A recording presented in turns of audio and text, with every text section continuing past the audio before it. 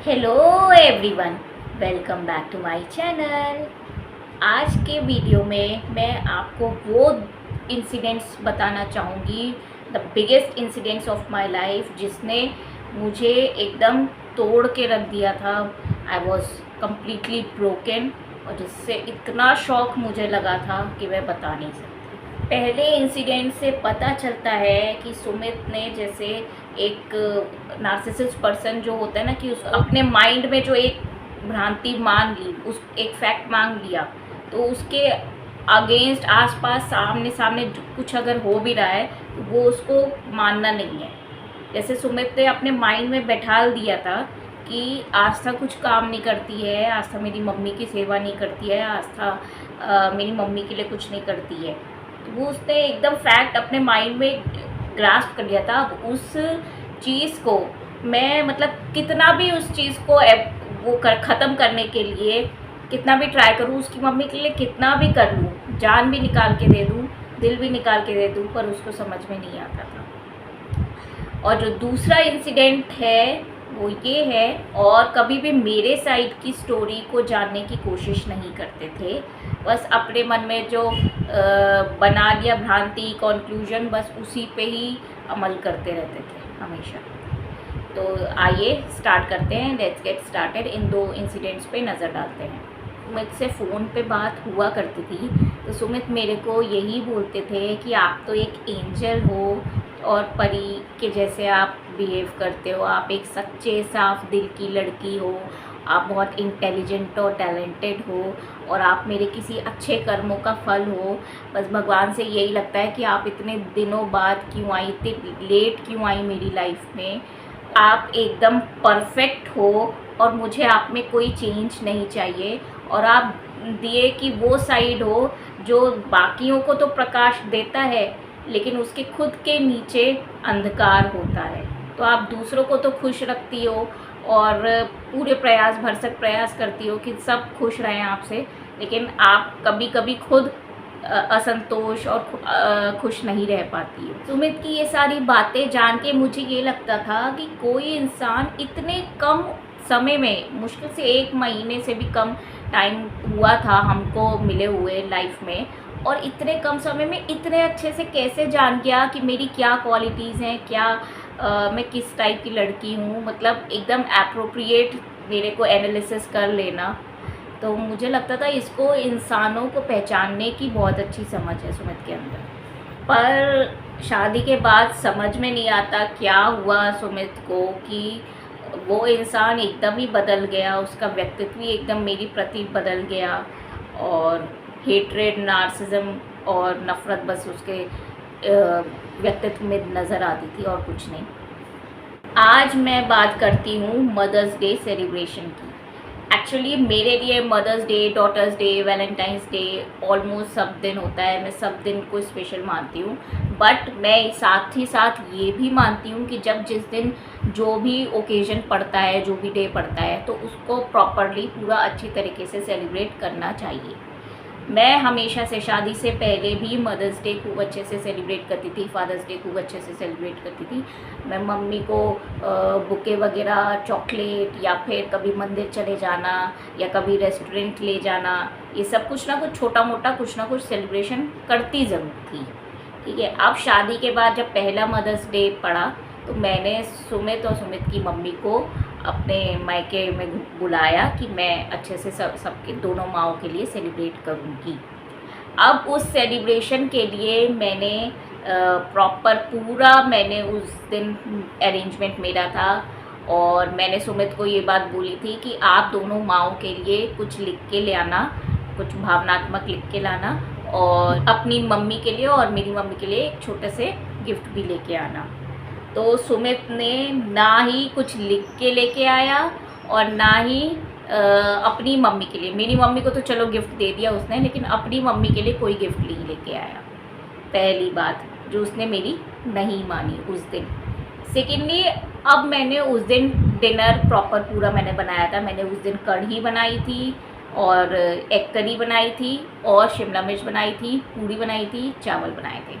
इतना सब कुछ मैंने बनाया था, सबको खूब अच्छे से मैंने खिलाया भी था। उस दिन सब लोग खूब अच्छे से तारीफ़ कर रहे थे। फिर मैं उस दिन तो अपने मायके ही रुकी थी, लेकिन जब नेक्स्ट डे अपने ससुराल वापस आई तो सुमित मुझसे बोलते हैं कि तुम मेरी मम्मी का ख्याल नहीं रखती हो, तुम मेरी मम्मी के लिए कुछ नहीं करती हो, और ये लेटर पे लिख के पढ़ने से क्या होता है, तुम एकदम नौसिखिया हो, तुम्हें तो कुछ नहीं करना आता। ऐसे करके मेरे को ये बात बोलते हैं। तो मैं एकदम इतना ज़्यादा मैं दुखी हो जाती हूँ इस इंसिडेंट से कि पति इतना गंदा गंदा बोल रहा है। कौन लड़की सुन लेगा कि तुम नौसिखिया हो और तुम्हें कुछ नहीं आता। और अगर मैं नौसिखिया हूँ तो भाई शादी से पहले मैं परफेक्ट कैसे थी और मेरे अंदर कोई चेंज कैसे नहीं चाहिए था, ये ड्रास्टिक चेंज इतना कैसे। एंड मुझे क्या किसी पागल कुत्ते ने काटा था जो मैं दोनों माँओं के लिए सेलिब्रेशन करने बैठ गई थी। मैं अगर मुझे सेलिब्रेशन करना होता मैं अपनी मम्मी के लिए, अगर मेरे अंदर फीलिंग्स नहीं होती मैं अपनी मम्मी के लिए कर लेती। इन्हें को क्या पता चलता, या पता चलता भी तो मैं फ़ोटो वोटो डालती या कुछ भी करती तो इनको बुरा नहीं लगता कि मेरी मम्मी के लिए कुछ नहीं करी है। मैंने दोनों मम्मियों के लिए सेलिब्रेशन रखा, पहली बात। दूसरी बात, इतना कुछ मैंने बनाया, पूड़ी, कढ़ी, एग करी, शिमला मिर्च, 3 वैरायटी की चीज़ें, चावल, सब कुछ, किसी चीज़ की कमी नहीं होने दी, और तुम मुझे नौसिखिया बोल रहे हो। हद होती है यार, मतलब एहसान फरामोशी की भी हद होती है सच में। कोई आपके लिए इतना इमोशनली कर रहा है, आपको उसकी कद्र ही नहीं है बिल्कुल। जिस चीज़ के लिए शाबाशी मिलनी चाहिए कि आस्था तुमने इतनी अच्छे से मेरी मम्मी के लिए और अपनी मम्मी के लिए इतना अच्छा फंक्शन किया, मज़ा आ गया, और तुम ये बात बोल रहे हो। अगर किसी लड़की के अंदर कोई इमोशंस नहीं होंगे ना, वो कभी भी मदर्स डे ऐसे सेलिब्रेट नहीं करेगी, इतना कुछ नहीं करेगी। फंक्शन के सेलिब्रेशन के दौरान अपनी सास से बोला था कि आज आप कुछ अपनी बहू के बारे में बोलिए, तो उस कन्वर्सेशन में भी, उस स्पीच में भी मेरी सास ने मेरी एक भी तारीफ़ नहीं करी। मतलब उस दिन तो आपके पास मौका था, कुछ तो अच्छा बोल सकती थी। नॉर्मल डेज़ में तो आप कभी मेरी तारीफ़ करते नहीं हो, बट उस दिन तो कुछ अच्छा बोल सकती थी। बट इतना काला दिल है कि नहीं, उस दिन भी कुछ नहीं बोला मेरे लिए अच्छा। क्या कर सकते हैं दो माँ बेटों का, कुछ नहीं कर सकते। नेगेटिविटी इतना ज़्यादा भरी पड़ी है ना दोनों के अंदर कि आपके आसपास का एनवायरनमेंट ये लोग ख़राब करेंगे ही करेंगे, आपका मूड ख़राब करने का एक मौका नहीं छोड़ेंगे। सुमित से शायद ये बात हज़म ही नहीं हो रही थी कि मैंने इतने अच्छे से फंक्शन कर लिया और इतना अच्छा इंतज़ाम खाने का, मैंने 3-4 डिशेस का और इतने बढ़िया तरीके से खिलाया। उस दिन की आप लोग कड़ी खाते ना, लाजवाब बनी थी, मज़ा आ गया था। मतलब सबने इतना चटकारे ले के खाया था कि मैं बता नहीं सकती, भगवान की कसम खा के कहती हूँ।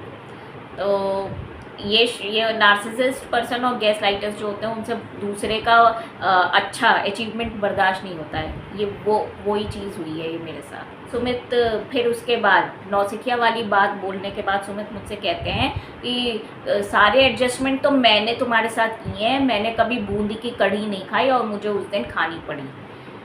तो और कहते हैं कि मैं तो 8 पूड़ी से कम खाता नहीं हूँ और उस दिन मेरे को सिर्फ 2-3 पूड़ी खानी पड़ी और मैं भूखा रह गया।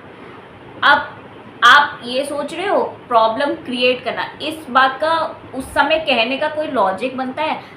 मैं तुम्हारी बीवी हूँ, ठीक है, तुमने मुझसे उसी समय जब मैं पूड़ियाँ खिला रही थी मुझसे उस समय क्यों नहीं बोला कि मेरी तो 8 के 8 ही पूड़ियाँ सेकना आज था और मैं 8 पूड़ियाँ खाऊंगा। जब भी मैं तुम्हारे साथ हमेशा रहती थी 2-3 पूड़ी से ज़्यादा तुमने कभी घर में खाया नहीं। फिर उस दिन 8 पूड़ी खाने की कैसे सूझी तुमको?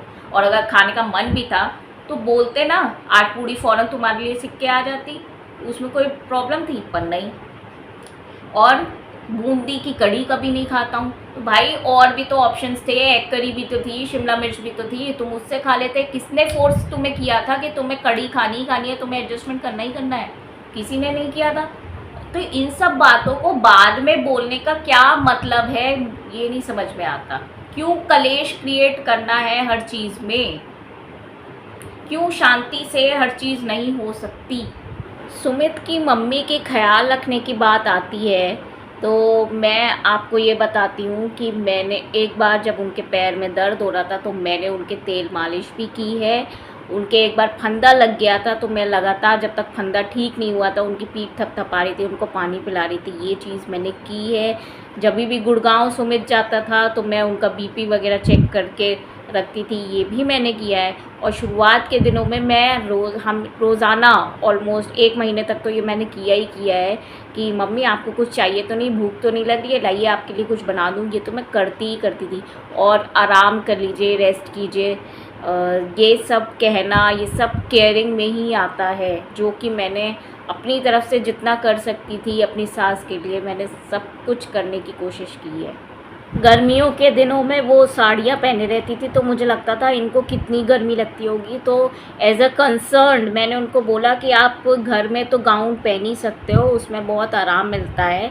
ये मैंने उन्हें सजेस्ट किया था। अब मानना ना मानना वो उनके ऊपर है, लेकिन मैंने उनकी केयर के लिए सजेस्ट किया था उनको। और उनके बाल सफ़ेद हो रहे थे तो मैंने उनसे बोला था कि मैं डाई करना जानती हूँ और बालों में मेहंदी लगाना मैं बहुत अच्छे से जानती हूँ, तो आप जो भी करते हो आप मुझे बताओ, मैं कर दूँगी। मैंने ये 2-3 बार बोला है। अब कर लगाना ना लगाना वो उनके ऊपर है, लेकिन मैंने कंसर्न दिखाया अपनी सास को। हरिद्वार वाले ट्रिप से मैं जब वापस आई थी तो अपनी सास के लिए एक्यूप्रेशर की चप्पलें लेके आई थी, और ये कंसर्न ही था इसलिए उनके लिए लेके आई कि उनको चलने में तकलीफ़ होती है, पैरों में दर्द होता है, तो उन्हें आराम मिलेगा। तो जिसको ख्याल होगा, परवाह होगा, वही ये बहू कर सकती है, और तो कोई कर नहीं सकता।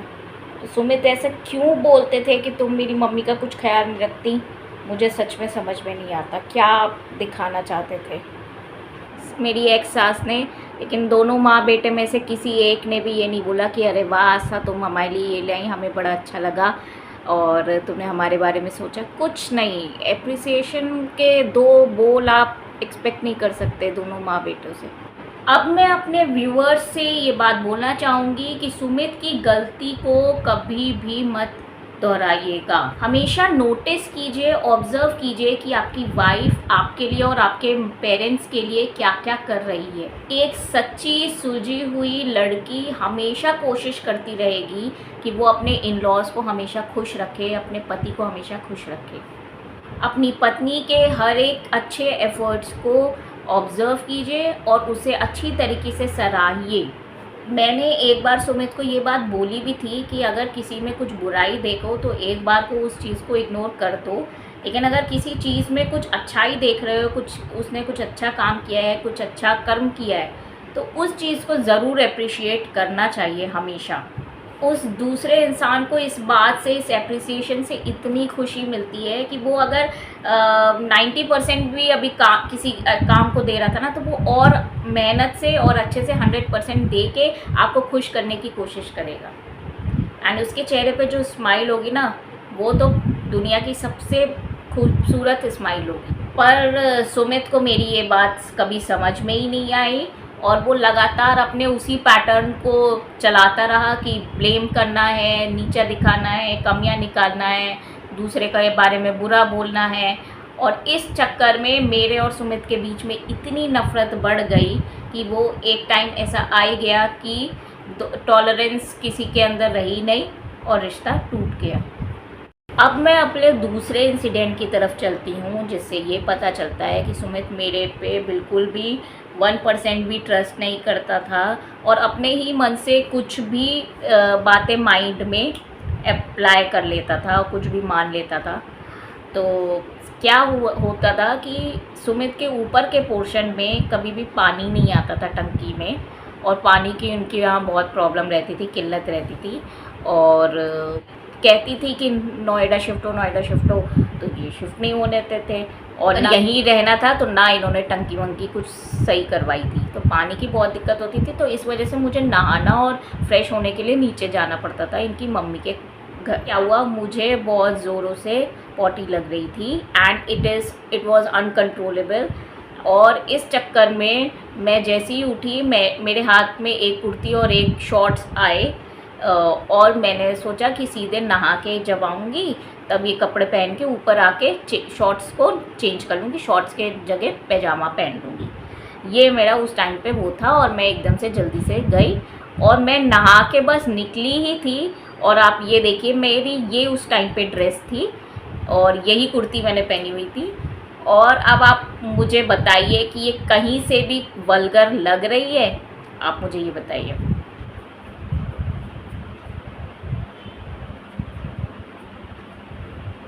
तो अब मैं क्या था कि मैं बस कपड़े चेंज करके अब बॉक्स रूम से बस निकली थी, एक पैर आगे बढ़ाया था, और सुमित ने मेरे को आओ देखा ना ताओ बिना सोचे समझे सीधे कह दिए, मम्मी के सामने छोटे कपड़े मत पहना करो। तो मैंने इस पे बोला तुम अपनी सोच को सुधारो, और मैं फिर मतलब ऊपर के कमरे में कपड़े चेंज करने चली गई। इस बात पे आप ये देखो कि हर चीज़ में सुमित मेरे नज़र रखता है, और हर चीज़ में उसे कोचने का एक तो बहुत ये उसकी बुरी टेंडेंसी थी, पहली बात। दूसरी बात, जुलाई का महीना था उस टाइम पे, 5 महीने ऑलरेडी हो गए थे, ठीक है। अगर मुझे छोटे कपड़े पहनने होते तुम्हारी माँ के सामने तो मैं पहले दिन से ना पहनती। मुझे क्या ज़रूरत पड़ी थी कि मैं 5वें महीने में छोटे कपड़ा शॉर्ट्स पहनना स्टार्ट करूँ? इस बात का आप ये समझिए, पहली बात। और दूसरी बात, मैं तो तुम्हारी माँ के सामने कभी गई भी नहीं, मैं तो बॉक्स रूम से निकली थी, तुम्हारी माँ तो किचन में या फिर मंदिर के कमरे में थी, उन्होंने तो मेरे को देखा तक नहीं, जो तुम कह रहे हो कि मम्मी के सामने छोटे कपड़े मत पहना करो। एंड सबसे इम्पॉर्टेंट बात कि एक लड़की को बहुत अच्छे से पता होता है कि उसको ससुराल में क्या कपड़े पहनने चाहिए, क्या नहीं पहनने चाहिए, एंड वो आसपास का एनवायरनमेंट देखता है। अगर ऑब्वियसली सी बात है, अगर ससुराल उसका मॉडर्न है तो उसके लिए ये शॉर्ट्स और वन पीस वगैरह पहनना और गाउन्स वगैरह पहनना कोई बहुत मुश्किल बात नहीं है, वो पहन लेगी ईजिली। अगर सास ही उसकी और नंदी उसकी पहन रही है, जेठानियाँ भी पहन रही हैं। बट अगर माँ, जैसे मेरा ससुराल था, मैंने कभी उनको साड़ी के अलावा कुछ देखा ही नहीं था पहने हुए, तो ऑब्वियसली लड़की में इतनी समझ तो होती ही है कि उनके सामने छोटे कपड़े शॉर्ट्स वगैरह ना ही पहनूँ मैं, है ना। तो सुमित का ये ब्लेम करना कि मम्मी के सामने छोटे कपड़े मत पहना, मतलब ऐसा दिखाना कि जैसे मैं रोज़ाना छोटे कपड़े ही पहनती हूँ अपनी मम्मी के सामने, that is literally wrong, a blunder. सबसे बड़ी बात, आपने कभी किसी लड़की को कुर्ती के नीचे शॉर्ट्स पहनते हुए देखा है? कभी भी? ये तो कहीं से कहीं तक कोई वो ही नहीं बनता, मतलब फिट ही नहीं बैठता है। ऐसा तो कभी किसी ने पहना ही नहीं होगा कि इतनी लंबी कुर्ती पहन ली और उसके नीचे शॉर्ट्स पहन लिया, हुआ ही नहीं है। तो आपको इतना तो फैशन सेंस होना चाहिए कि कुर्ती के नीचे कभी भी शॉर्ट्स नहीं पहना जाता है। तुमने सोच भी कैसे लिया इस बात को? उस टाइम पे फ़ौरन से सुमित के माइंड में क्लियर होना चाहिए था कि आज तक तो आस्था ने कभी शॉर्ट्स पहने नहीं नीचे के कमरे में, नीचे के पोर्शन में, फिर आज आस्था ने ऐसे शॉर्ट्स कैसे पहन लिए, उससे पूछना चाहिए। और कुर्ती के नीचे शॉर्ट्स कैसे पहन लिए? कुर्ती के नीचे तो शॉर्ट्स पहना नहीं जाता है। तो ये सारी बातें, ये क्वेश्चन फ़ौरन से माइंड में आनी चाहिए। उसको ये मेरे से पूछना चाहिए था कि आज तक क्या हो गया, आज ये कुर्ती के नीचे ऐसे क्यों पहन लिया। अगर वो एक्सप्लेनेशन मांगता तब मैं बताती कि भाई मुझे बहुत ज़ोरों से पॉटी आई थी, और उस टाइम पे जो भी मेरे हाथ में कपड़ा आया मैं उसको लेके आ गई, और मैं बस चेंज करने जा ही रही थी, पैजामा पहनने ऊपर जा ही रही थी अपने कमरे में। अब इसमें तुम्हारी गलती है, तुमने ऊपर का जब पोर्शन दे रहे हो तुम मुझे, टोटी वहाँ की, पानी की व्यवस्था तुमने क्यों नहीं ठीक कराई, बाथरूम के दरवाजे तुमने क्यों नहीं ठीक कराए, ये तुम्हारी प्रॉब्लम है। क्यों मुझे नीचे आके फ्रेश होना पड़ता था, नहाना पड़ता था? गलती तुम्हारी है, तुम मेरे ऊपर नहीं थोप सकते इस चीज़ को लेके। हस्बैंड्स लोग, बॉयज़ लोग, please think before you speak. सोच के बोला करो कोई भी चीज़। हर कार्य को करने के पीछे कोई ना कोई कारण ज़रूर होता है, उस कारण को जानने की कोशिश करो। सामने वाला ना ही हर बार गलत होता है, ना ही उसका इंटेंशन कभी गलत होता है, जो तुम लोग उसको गलत प्रूफ करने पे ठहराए हुए हो। लिटरली मैं बता रही हूँ कि अगर मेरी मंशा शॉर्ट्स पहनने की स्टार्टिंग से होती ना, तो मुझे कोई माइका लाल रोक नहीं सकता था। अगर मेरे को पहनना होता ना, मैं पहले दिन से डंके की चोट पे पहनती। ये मेरा व्यक्तित्व है। तो मैंने नहीं पहना है, तो दैट मीन्स मेरे को इतनी समझ है कि मुझे ससुराल में क्या पहनना है और क्या नहीं पहनना। आखिरी मीटिंग मेरी हुई थी सुमित और उसकी मम्मी से, तो वो मैं कभी डिटेल्स में बाद में बताऊंगी कि उस दिन क्या हुई थी, लेकिन इस टॉपिक को लेके जब बात हुई थी कपड़े छोटे होने पे, तो सुमित ने बोला था ये तो छोटे कपड़े पहन के किचन में जा रही थी और चाय बनाने जा रही थी। अब इस पे एक और क्वेश्चन खड़ा होता है कि तुमने कैसे सोच लिया कि मैं ये शॉर्ट्स और कुर्ती पहन के किचन में जा रही थी, तुमने तो नहीं पूछा तुम एक बार भी कि ये पहन के तुम कहाँ जा रही हो, ऊपर जा रही हो या चाय बनाने जा रही हो, तुमने एक बार भी नहीं पूछा। तो फिर तुमने अपने मन से कैसे ये चीज़ बना ली कि मैं चाय बनाने जा रही हूँ। एक बार तो मन में आना चाहिए कि आस्था ने ऐसा कभी किया नहीं, कभी भी ऐसे छोटे कपड़े पहने नहीं है, ऐसे कभी चाय बनाई नहीं आधे पर्दे कपड़ों में, तो आज आस्था ने ऐसे कर कैसे लिया। ये होना चाहिए माइंड में ये चीज़, ये क्यों नहीं थी सुमित के, मुझे नहीं समझ में आता। वही बात है ना, जब सोच में कचरा भरा हुआ है तो कोई क्या ही कर सकता है। और वही बात है ना, इतना ही कंट्रोल करना था कि क्या पहनना है क्या नहीं, इतना ही आप कॉन्शियस हो लड़की को क्या पहनना चाहिए क्या नहीं पहनना चाहिए। तो फिर भैया आपको शादी से पहले बताना चाहिए था कि मैं नहीं चाहता हूँ कि वन पीस वगैरह पहनो या शॉर्ट्स वगैरह तुम पहनो या स्कर्ट्स वगैरह पहनो तुम मेरी मम्मी के आगे या मेरे आगे। ये क्लियर कट अपने जो भी स्पेसिफिकेशंस हैं, जो भी आपकी रिक्वायरमेंट्स हैं, वो तो आपको शादी से पहले बोलनी ही पड़ती है। और कपड़ों को लेके तुम्हें इतनी ही प्रॉब्लम है तो फिर तुम अपनी मम्मी के आगे शॉर्ट्स क्यों पहन के रखते थे। और मैं एक दिन जब मेरे पेरेंट्स के साथ रुके हो तीजों के टाइम पे, तो उनके सामने तुमने शॉर्ट्स क्यों पहने। फिर तुम्हें भी नहीं पहनने चाहिए थे, तुम्हें भी पैजामा ही पहनना चाहिए था। मेरे साथ दो बातें एकदम क्लियर कट कोई भी समझ ले। एक तो मैं जेंडर इक्वलिटी की बात करती हूँ हमेशा, मेरे लिए वो चीज़ रहेगी ही रहेगी, वो मेरे व्यक्तित्व के अंदर है। एंड सेकंड थिंग जो मेरे अंदर है, से जब भी बात करें तो लॉजिक पे ही बात करें। मेरे को ऐसी हवा में कुछ भी किसी ने कुछ भी बोल दिया वो मेरे से डाइजेस्ट नहीं होती। वो बातें सच हूँ और फैक्ट्स के ऊपर हूँ बातें तो ही मुझे समझ में आती हैं। जब होली पे मेरे घर पे खेलने के लिए आए थे तब तुम इतने सारे पोजेस बना रहे थे जिसमें तुम मुझे गोदी उठा रहे थे, हक कर रहे थे, फोरहेड पे किस कर रहे थे और वो मेरे मम्मी पापा के सामने कर रहे थे। तब तुम्हें शर्म नहीं आ रही थी ये सब चीज़ें करने में? तब भी आनी चाहिए। तो जब तब शर्म नहीं आई तो अब कपड़ों को लेके तुम्हें क्यों शर्म आने लगी और क्यों कंट्रोल करने लगे मुझे तुम? अब मैं अपने व्यूअर्स से ये बोलना चाहूँगी कि अगर आपने अरेंज मैरिज के थ्रू अपने लाइफ पार्टनर को चुना है तो प्लीज़ उस पर फुल फेथ फुल ट्रस्ट करना पहले सीखिए। स्टार्टिंग से ही होना चाहिए। ये नहीं कि उस पर ट्रस्ट नहीं कर रहे हैं और उसको हर चीज़ के लिए गुनहगार साबित करने पे तुले हुए हैं, ऐसा नहीं होना चाहिए। अगर कोई किसी ने कुछ किया है तो उसकी साइड ऑफ द स्टोरी जानने की कोशिश कीजिए सबसे पहले। एंड कोई भी दोषारोपण और ब्लेम लगाने से पहले मन में एक बार डाउट ज़रूर लेके आइए कि क्या मेरा लाइफ पार्टनर ऐसा कर सकता है या नहीं कर सकता। अपने पार्टनर से क्लियर कट रीज़न पूछो कि अगर उसने ऐसा किया है तो क्यों किया है, अगर ऐसा नहीं किया तो क्यों नहीं किया। सिचुएशन को मैच्योरिटी से हैंडल करना सीख। मैं अपने एक्स हस्बैंड सुमित की बात करूँ तो उसकी सिर्फ उम्र बढ़ी है, उम्र के साथ उसका दिमाग अभी भी नहीं बढ़ा है, अभी भी बहुत इमेच्योर इंसान है वो।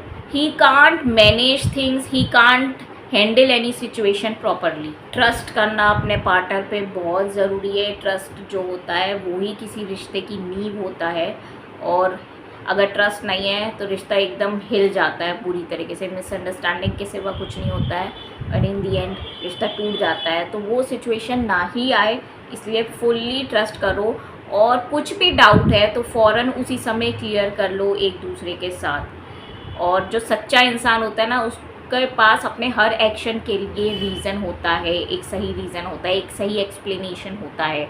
उस एक्सप्लेनेशन को सुनने की कोशिश करो। तो ये थी मेरी आज की वीडियो। कैसी लगी आपको प्लीज़ कमेंट सेक्शन में बताइएगा और hit the bell icon for more updates. मेरे चैनल को ऐसे ही लाइक करते रहिए और वीडियोस पे कमेंट्स करते रहिए। अभी तक सब्सक्राइब नहीं किया है तो सब्सक्राइब कर लीजिए मेरे चैनल को। Bye bye, thank you.